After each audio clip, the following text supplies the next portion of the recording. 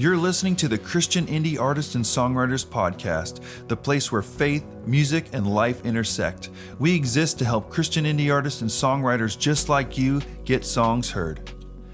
Thank you so much for joining us for another episode of the Christian Indie Artists and Songwriters Podcast. I'm your host, Brian, and today we're bringing you an interview with my friend, Matt Crosson. Now, Matt is an accomplished singer, songwriter, artist, worship leader, pastor, dad, basically everything that's great about humanity all wrapped into one guy. So I know that you're going to enjoy this interview. We talked about so many amazing things. Without any further ado, let's jump into the interview with my friend, Matt Crosson. All right, I'm here with my good friend, Matt Crosson, coming to us from Tennessee. And man, me and Matt met a few years ago. We were just talking at an event in Nashville, a writer's event. So I just want to welcome to the podcast, Matt Crosson. How you doing today, Matt? I'm doing well, Brian. Thanks so much for having me, and I appreciate the invite. Yeah, man, I love seeing all the things that you're doing on Spotify with your releases and your songwriting. It's just you're an active Christian indie artist and songwriter, so I figured it'd be a great interview to have on, and you have a lot to share with our audience. So, the first thing I like to ask people is, how did you get into music in the first place? Kind of what sparked that initial fire? Well, originally, I guess when I was in my 20s, I was a youth pastor, and a very young youth pastor. I was just trying to connect with my students, and I had a couple of students that liked to play instruments. And so I decided that I'd learn guitar. So I taught myself how to play the guitar and started playing with them. And then they were like, hey, let's be a band and do stuff for church. And I was like, no, we shouldn't do this because we're not good. But they convinced me to do it. And that kind of was my path to starting, ministry in that respect. And I think what I love about what draws me most to it is just I've seen so many people change in an instant of worship, of true worship. And it can be any song, any language. When there's authentic, honest worship, it changes people. And I just have always wanted to be a part of that.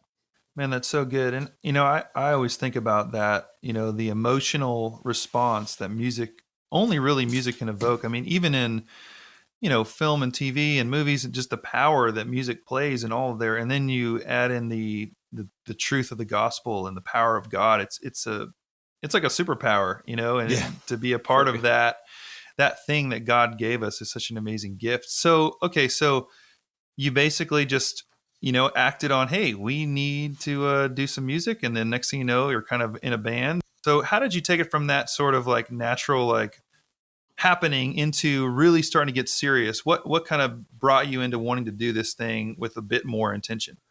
Yeah. So I didn't really get into songwriting until maybe 5 to 7 years ago.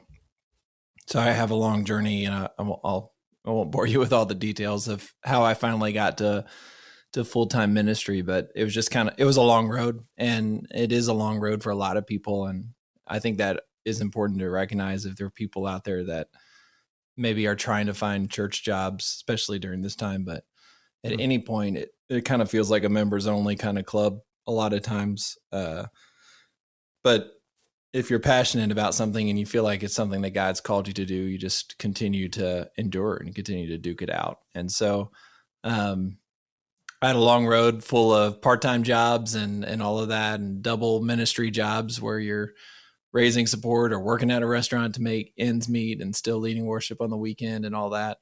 And, but inside of me, I'd always had this like wanting to write songs, and I never really acted on it. I would write like one song every 2 years, where I finally had time to kind of sit down and pen my thoughts. I vowed that if I ever got a full-time position, that I would start writing for my church. And so, because I felt like the church needs a unique voice, like you're brought there to bring a unique voice. And so 4 years ago, I got that opportunity to be full-time at a church. And it was about 6 months into my stay here in Tennessee. My pastor and I had a conversation, and it was like my 6-month review. And he's like, so what are your goals? What do you want to do? And I was like, one thing I'd really like to do is I'd really like to write songs. And he's like, I think you could write songs. And he's like, I think you should. And I was like, okay. And I was going to go to this conference called All About Worship in Nashville. And that weekend. And so I left, went to this conference, and lo and behold, I meet Michael Farron and Dustin Smith and James and Chrissy Nordoff and all these people that are songwriters, and they're leading this worship conference, and we're just pouring our faces out to God. And then they bring up songwriting at the end, and I'm like, this is God. Like I got to do this. And so it was like 6 months of just kind of trying on my own. And then I went to my first Kingdom Songs the following year. And that kind of is what kind of really started my songwriting journey. Man, I love that. It's just been this sort of natural progression that as you've sort of, God's been at the center of all of it, even from the youth group onto the band, onto kind of working and feeling that passion and that drive to want to do that. And then, it's unique in itself that, you found yourself, sounds like you made a move to full-time ministry. Yeah, we made a cross country move because we were living in Gainesville, Florida at the time. Wow. And now we're all the way in Union City, Tennessee. It's a small rural town in the northwest corner. So, wow. And then to find yourself with a pastor who wants you at your 6-month review, wants you to start writing and, edifying you in that and promoting you in that. And then stepping into this next thing where you find yourself amongst heroes, you know, for real. I didn't even know I was in the room. I didn't even know who I was with. Yeah. And then, fast forward a little bit more, then you're getting to directly learn from those people. Cause I know that when we met at Kingdom Songs, a lot of those same people were there as well. Yes.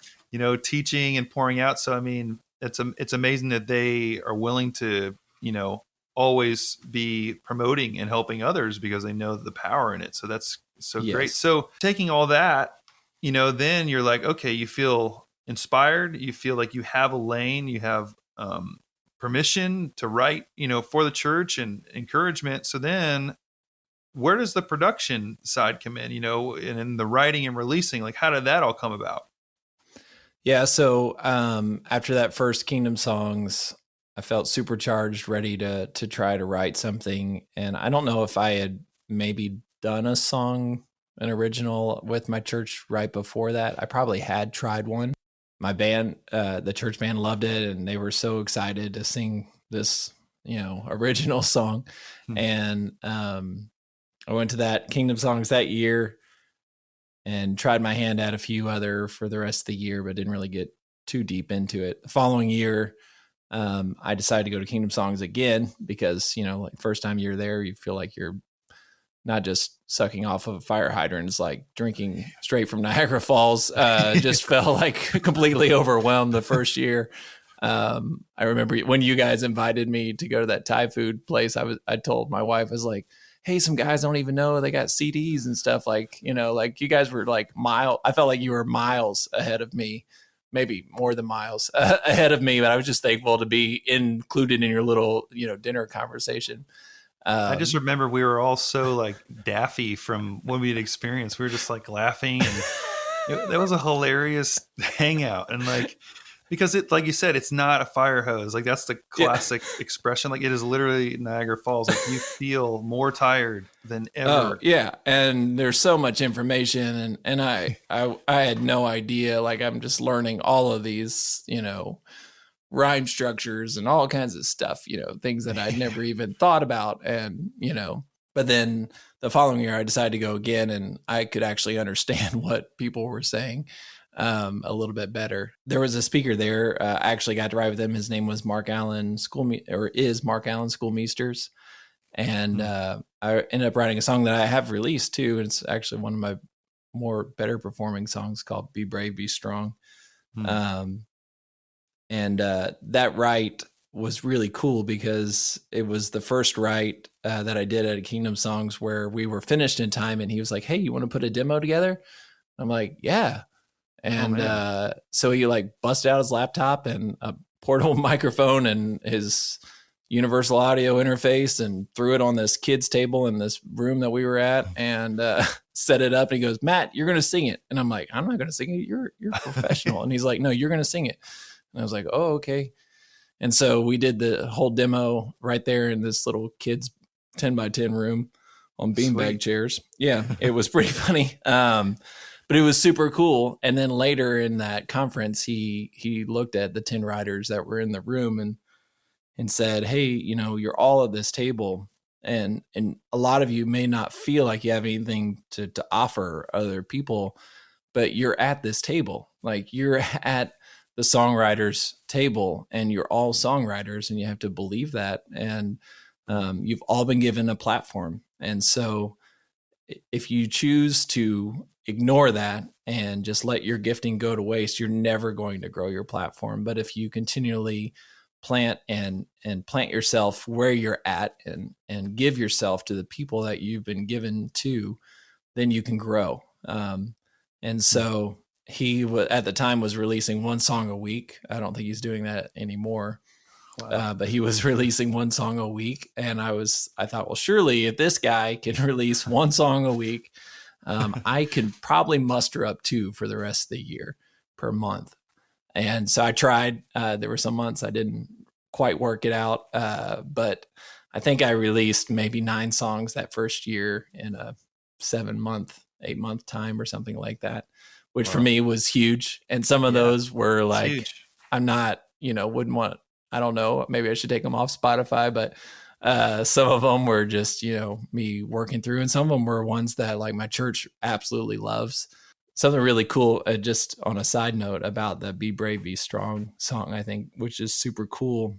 And I think this is why you write songs, right? It's not for all of the streaming and things like it. That would be awesome. But I write songs because I want to influence people for Jesus. And we got to write that song, and I shared it at our church, and my church absolutely loved it. And it was cool because I wrote it with somebody in mind at our church. And so it was really cool that they actually liked it, or that people liked it. And our church liked it so much that maybe about 3 or 4 months later, my children's pastor came up to me, and she said that they were doing Joshua, and how, God tells Joshua to be strong and courageous. And so she said, I really love your song, and I want to use it for our kids. Would you be okay with that? And I'm like, yeah, like totally use it for our kids. Like, I would think that'd be awesome. Yeah. And so now, like, all of our kids at our church are singing this song, and our adults are singing this song. And so we're all singing the same song. Like, families are singing the song, and people are like coming up to me wearing T-shirts that they made with the lyrics printed on it. And one dude got a tattoo that says "Be brave, be strong" on it. And but it's just incredible that you get to be a part of that. And I had this revelation. God reminded me as a child. I went to a church, and I had a worship pastor who wrote songs. I didn't know that at the time, because when you're a kid, you think everybody sings the same songs at your church, Yeah. But he was a writer. And so we sang original songs at our church. And our kids sang his songs too, and I thought, man, like, God's allowed me that opportunity to influence not even just my generation, but like the next generation. And they're going to grow up just thinking that people write songs, to Jesus. And that's just so super cool.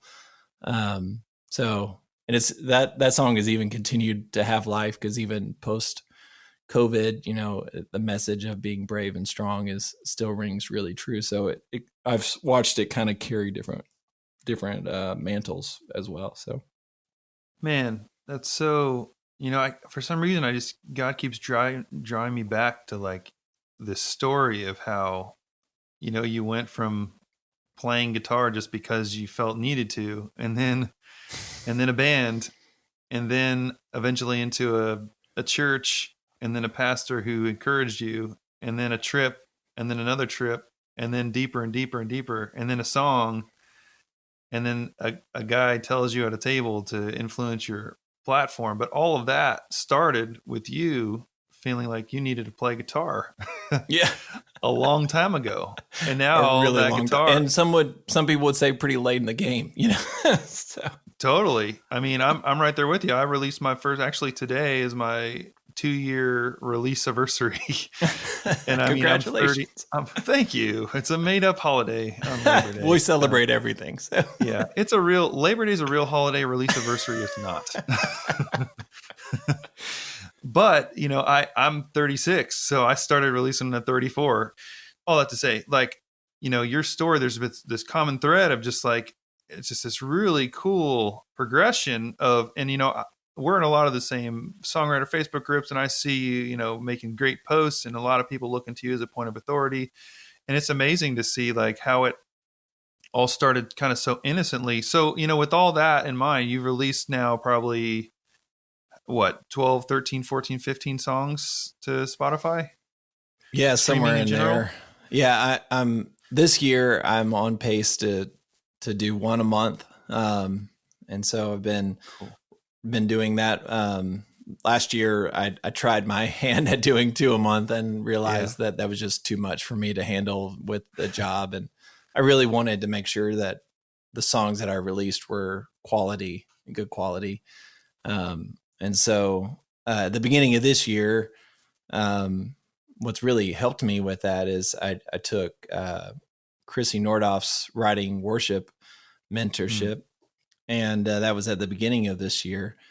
And I kind of took it on a whim because last time I knew her, she was only dealing with ladies, and I kind of was like, "Is this an all girls club? Can I be a part of this too?" And so I emailed her because I was getting her emails, and I just said, "Hey, like, is the mentorship for dudes too?" And she's like, "Yeah, we'd love to have guys." And I was like, "Okay, Cool. great." So I signed up, and on a total whim, like it's like an 8 or 9 week intensive, 9 weeks if you include the introduction. And what it really did for me is it got me in a rhythm of writing in my everyday life weekly. One of the things that she talks about is psalming, which is basically opening up a psalm and singing it, figuring out like what melody would you sing that to, and maybe not even playing chords, just kind of singing. And then maybe it comes into a song, maybe it doesn't, you know, but it's time with the Lord. And she encourages you during the mentorship to do this at least 5 times a week. Oh yeah. And then on top of that, you're writing, you have a co-write and a couple different writes throughout the week too. So. Wow. You know, I know for me and a lot of people, like the most difficult part about songwriting is the lyric part. Yeah. So psalming sounds like it kind of cuts part. I mean, of course, depending on what version of the Bible you're in, it could be easier than others, but yeah, I recommend the Passion Translation. If you haven't read the Passion Translation, it's amazing. Yeah. Okay. Super easy to sing from.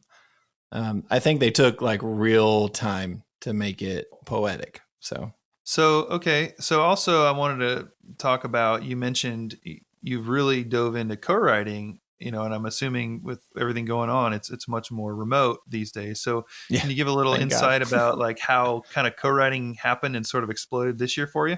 Yeah.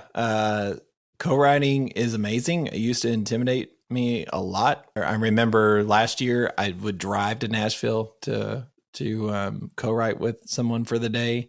And I would just be like, so thinking that I had nothing to bring to the table, you know, and just fighting self-doubt the entire time. And now like, I just can't wait to get to the next co-write because I have one scheduled tomorrow actually. And Awesome. I know even if it's going to be a difficult one, we're going to fight through it and we'll have a song at the end of the day.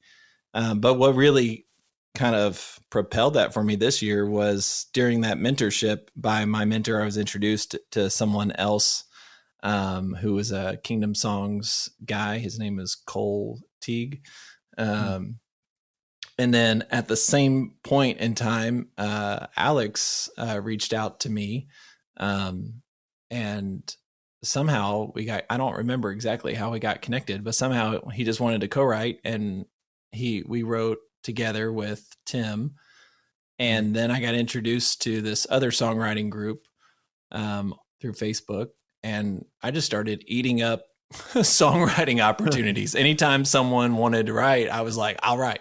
And so, and I kind of did the same thing to this writing worship community. There's a Facebook group that's awesome to be a part of.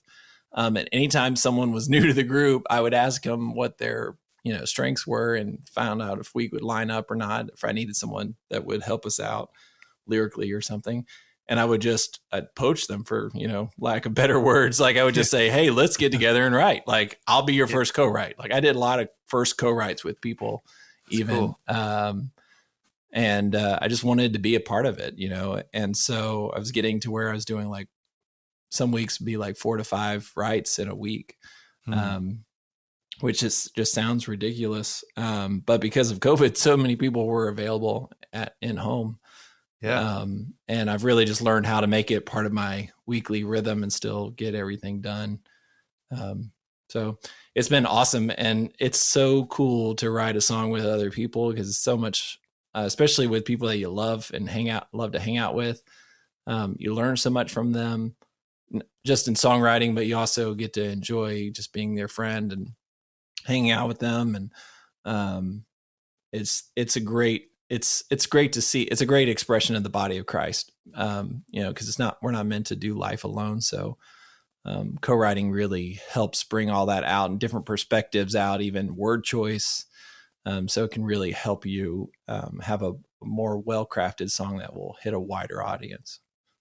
Man, that's so true. And when it comes time to release, you've got all those extra people that are also behind it. Yeah, friends. Yeah. And like, you're all supporting each other. And then when you all can celebrate that together. I'm actually a mentor this fall for the writing worship community. And I told my group last week that every write you do could be a co-write, as long as you invite God into the room, with you.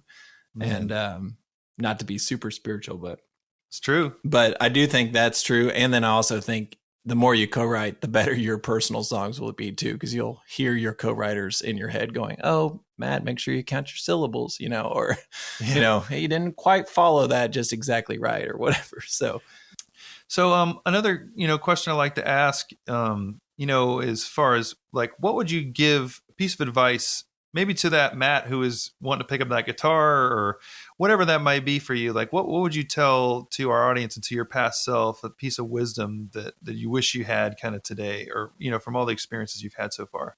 I think the one thing for me would be just to believe in not just necessarily yourself, but believe in what God's called you to be. Mm-hmm.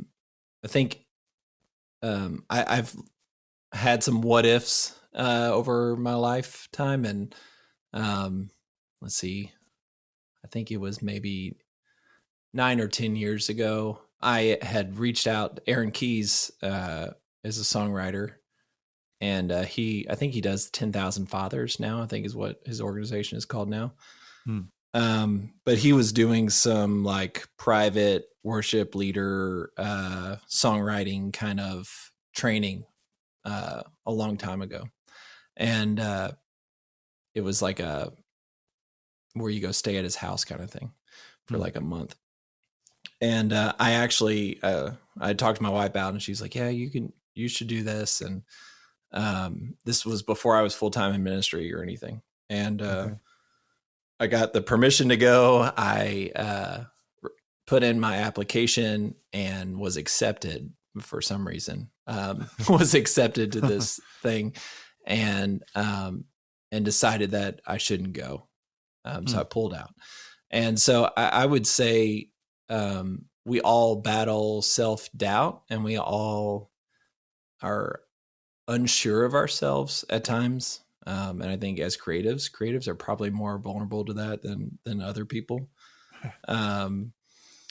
But really just to go after what God has called you to, and it's going to take failure. Like, you're going to fail, and you're not going to be perfect. Your productions aren't going to be where you want them to be all the time. And your vocals may not be where you want them, and you may not have the best microphones and all of that kind of stuff. And all of that's important, but at the end of the day, it's more important to do what God's called you to do, and to just go after it, and almost with reckless abandon. And so I think if I were to give myself a piece of advice, I would have said, "Hey, man, like you got accepted, you should actually have done that." Like, Yeah. And really tune in because I do think every once in a while, what if I had done that? Like, where would I be now? But can't dwell there forever. Yeah, everything I see from you, it's like getting, better and stronger and, more reach. And I know you're doing all this for God. You're not doing it for yourself, but, kind of in that process, as you're bringing glory to God, like God is elevating what you're doing. So it's exciting to watch. And kind of with that in mind, I mean, it's September at the time of this recording. So I'm imagining you've got 3 songs left to release this year, but 3 tell songs people left. Yeah. 3 songs in 2020. So Woo! tell people, like what's coming next, and then where people can find you so they can connect and hear your awesome stuff. And I'll link it all in the show notes and stuff, but let the people know, man. Awesome. I think I somehow got on your release date schedule, which is not purposeful. We're just bombarding that day. Release Brothers. Yeah. So anyways, September 28th, I'm releasing a song called We Declare War. I'm actually going to release it 2 different ways, which is the first time I've done this, but I couldn't decide which version I liked better. So I'm going to release the first version, a little more rock version, which is more my rock blues style. And then I have an acoustic version of it as well that still carries the same vibe of it, but maybe more a little Jack Johnson-esque. Sweet. Anyways, that one is Ephesians 6.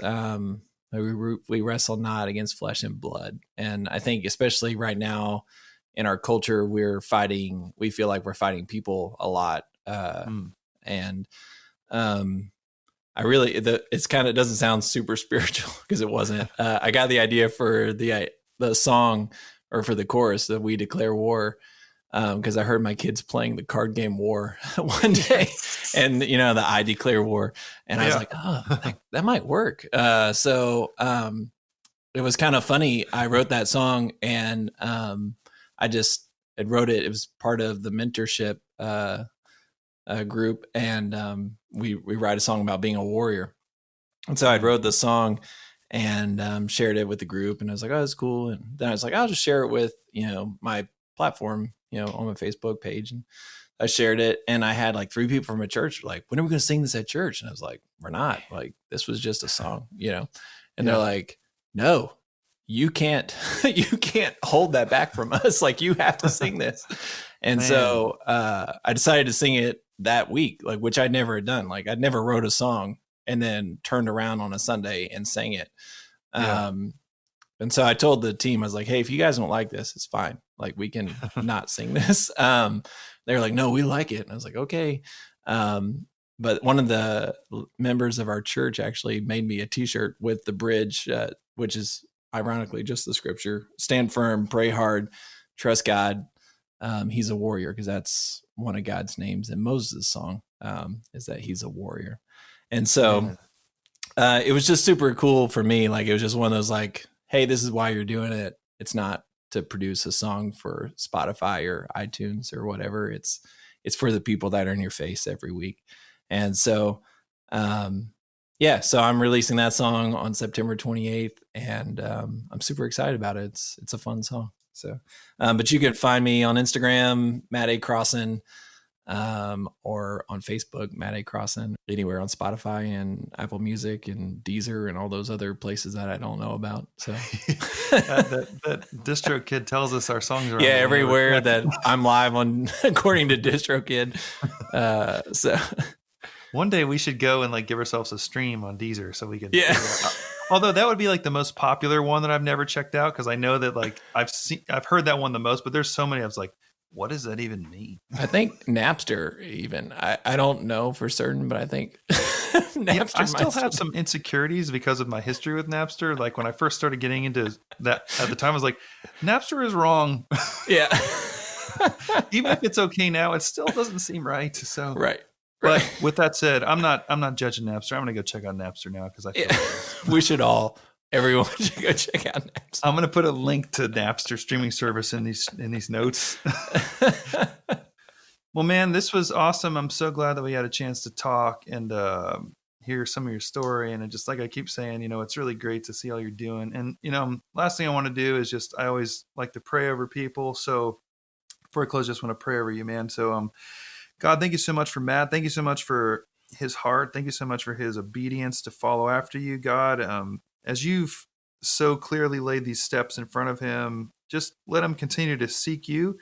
And, just as you give him what he needs, Lord, just let him faithfully step into the next season, God, and just know that your voice is louder than the rest. And as fears and questions and anxieties rise up, Lord, just be louder than those things in his heart and his life as he leads his family. He leads his church, and he leads his own personal artistry as he's impacting the world in so many different ways. God, we just thank you for him and his heart and his great personality and all the great things he brings to the table. God, we just pray blessings over his life, favor over his life and his family's life, and we give it all to you. In your name we pray. Amen.